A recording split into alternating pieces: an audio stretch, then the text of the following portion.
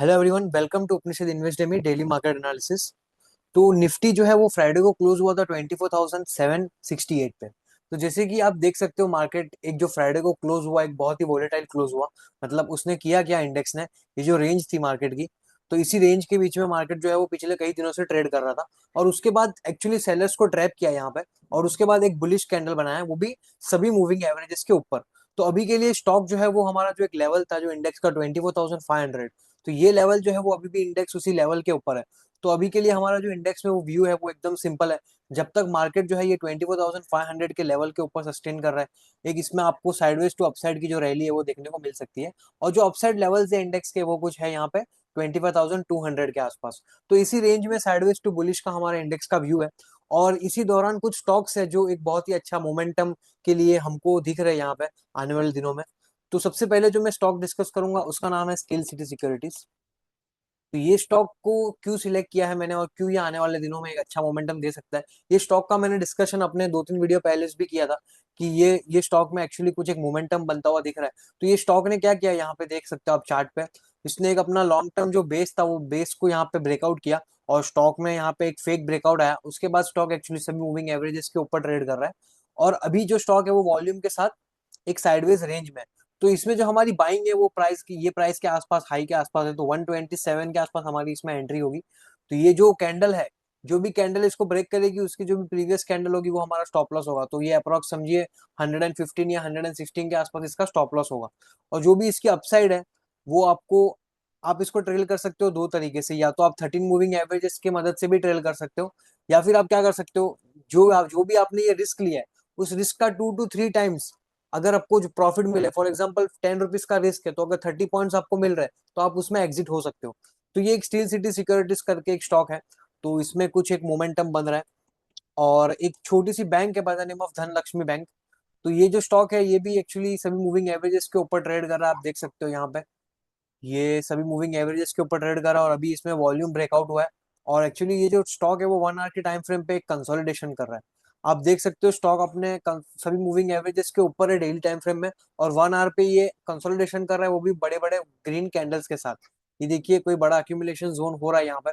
तो आप क्या कर सकते हो, ये जो मैंने लेवल बताया आपका मंडे को 40.50, अगर ये 40.50 के आसपास आपको ये अगर प्राइस मिले, ये स्टॉक मिले मंडे को, तो आप इसमें 40.50 के आसपास बाइंग कीजिए। आपका जो भी इसमें स्टॉप लॉस होगा वो 39 रुपीज के आसपास होगा, या फिर 38.50।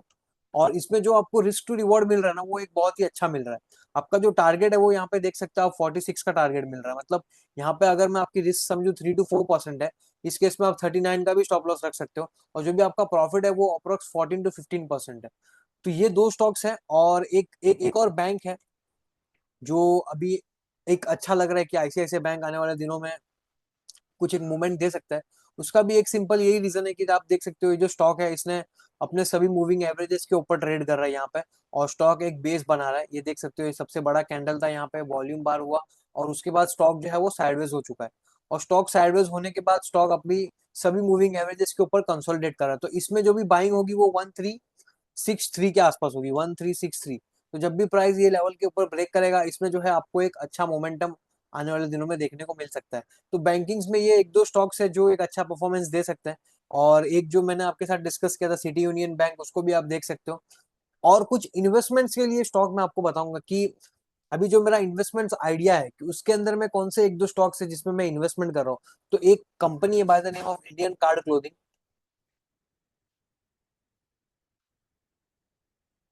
तो ये स्टॉक है इंडियन कार्ड क्लोथिंग कंपनी करके।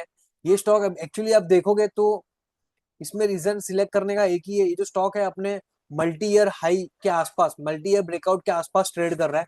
और ये स्टॉक टेक्सटाइल इंडस्ट्री से है। और टेक्सटाइल इंडस्ट्री में मैं पिछले 2-3 हफ्तों से बोल रहा हूँ कि जो टेक्सटाइल इंडस्ट्री में उसमें कोई कहीं पे एक बॉटम बनता हुआ दिख रहा है, और बहुत सारे स्टॉक जो है वो एक अच्छे आने वाले दिनों में मोमेंटम दे सकते हैं। तो उसी के अंदर ये स्टॉक है।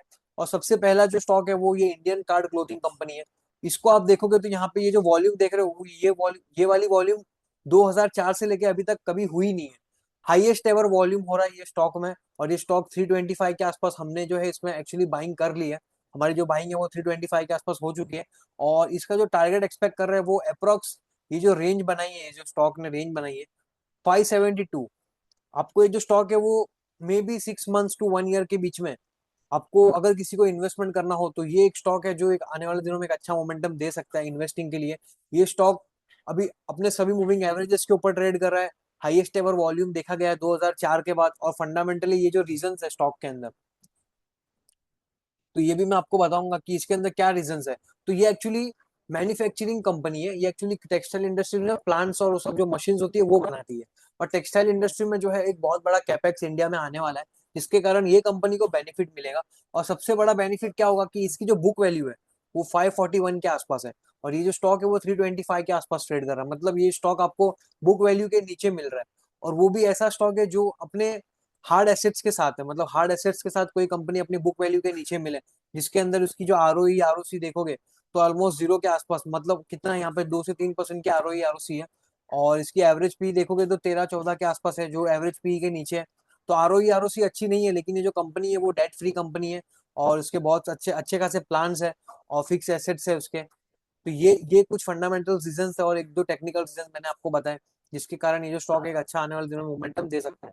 और एक और स्टॉक है, ये भी टेक्निकल्स में ही है, एमबी इंडस्ट्रीज। तो ये जो स्टॉक है ये भी एक्चुअली टेक्सटाइल इंडस्ट्री का, ये पॉलीमर बेस्ड और स्टॉक्स बनाता है, बैग्स बनाता है ये। तो इसके अंदर भी जो बाइंग है वो हमारी अप्रोक्स 150 टू 153 के आसपास हो चुकी है, और किसको फ्रेश एंट्री करनी है तो ये जो 157.50 का लेवल है, ये लेवल के आसपास जो भी ये स्टॉक जब भी हिट होगा तो इसमें आपको एक अच्छा मोमेंटम आते हुए दिख सकता है। तो ये कुछ स्टॉक्स थे और मैंने आपका व्यू शेयर किया, जो मेरा इंडेक्स का व्यू था वो मैंने आपके साथ शेयर किया, और कुछ स्टॉक्स थे। मिलता हूँ मैं आपको नेक्स्ट वीडियो में। Thank you everyone.